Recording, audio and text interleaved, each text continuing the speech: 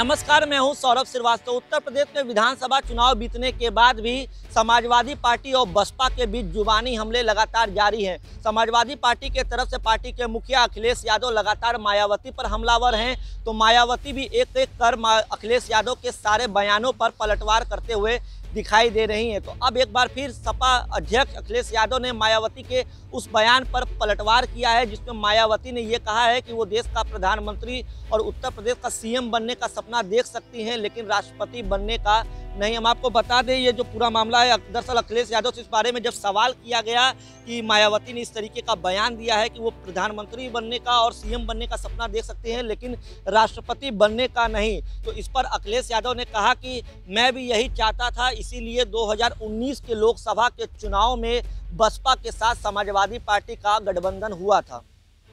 खुशी है इस बात की, और मैं तो चाहता भी था।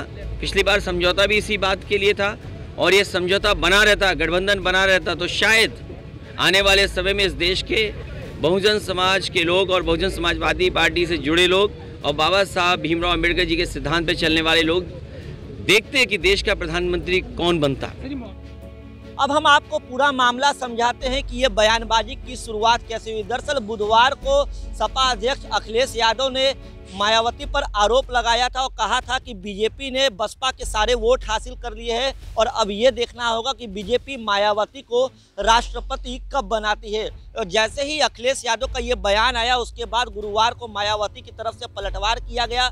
मायावती ने बाकायदे लखनऊ में प्रेस कॉन्फ्रेंस करते हुए सपा अध्यक्ष के बयान पर पलटवार करते हुए कहा कि वो देश का प्रधानमंत्री बनने का और उत्तर प्रदेश का दोबारा मुख्यमंत्री बनने का सपना देख सकती हैं, लेकिन राष्ट्रपति बनने का उनका सपना नहीं है। मायावती ने क्या कुछ कहा था अखिलेश यादव के बयान के पलटवार में, आइए आपको सुनाते हैं।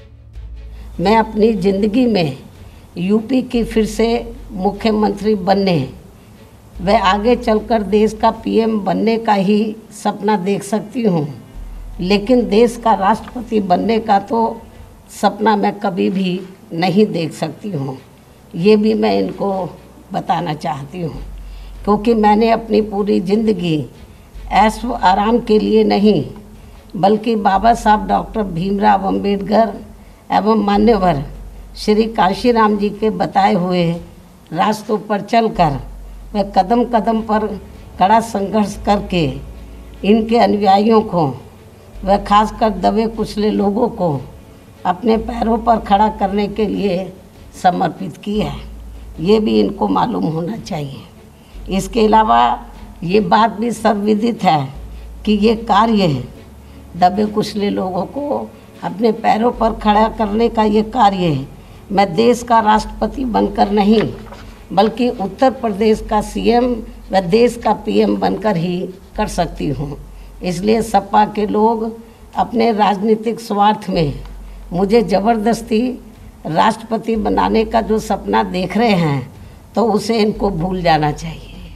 हम आपको बता दें कि गुरुवार को लखनऊ में एक इफ्तार पार्टी में अखिलेश यादव पहुंचे हुए थे, जहां वहां पे मीडिया के लोगों ने उनसे उत्तर प्रदेश में बुलडोजर की कार्रवाई पर सवाल किया, तो उन्होंने साफ तौर पे कहा कि उत्तर प्रदेश में जाति और धर्म देखकर जो है बुलडोजर की कार्रवाई की जाती है। अगर भाजपा के लोगों का घर गिरता है तो उन्हें मुआवजा सरकार देने का काम करती है।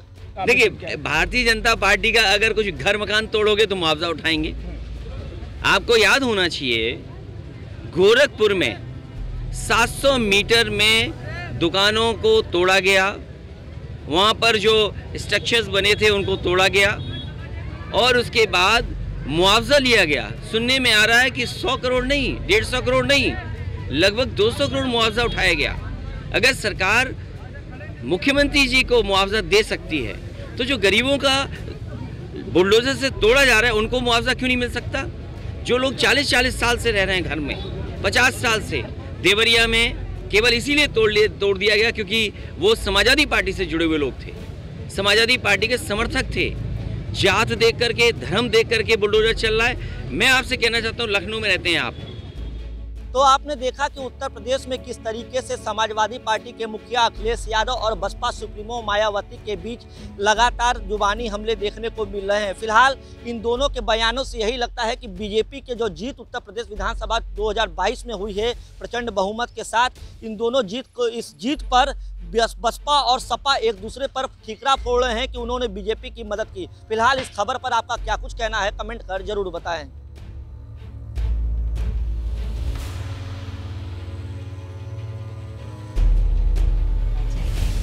कोई फ़ायदा नहीं, जबकि इस मामले में हकीकत ये है कि सपा वाले मुझे देश का राष्ट्रपति बनाने का सपना इसलिए देखते रहते हैं ताकि उनके लिए यूपी का सीएम बनने का रास्ता साफ हो जाए, जो ये कदापि संभव नहीं हो सकता है।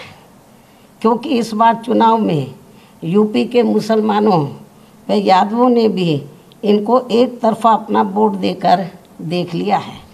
इनका कई पार्टियों से किया गया गठबंधन भी इन्होंने देख लिया है, लेकिन इसके बावजूद भी सपा अपनी सरकार बनाने में कामयाब नहीं हो सकी है। ऐसे में मुझे पूरा भरोसा है कि अब वे आगे इनके बहकावे में कतई भी नहीं आएंगे और वे फिर से यहाँ यूपी में बीएसपी की अपनी सरकार ज़रूर बनाएंगे। वैसे भी अब सपा मुखिया को ये एहसास हो चुका है कि आगे किसी भी चुनाव में अब ये लोग इस पार्टी के बहकावे में कतई भी नहीं आएंगे और ऐसे में अब ना ही आगे सपा कभी भी यहाँ सत्ता में आसीन हो सकती है। इसलिए अब वो विदेश भागने के भी फिराक में है, जहाँ उसने पहले से ही अपना काफ़ी बंदोबस्त कर लिया है। ये भी इनके बारे में प्रदेश में काफ़ी ज़ोरों में आम चर्चा है।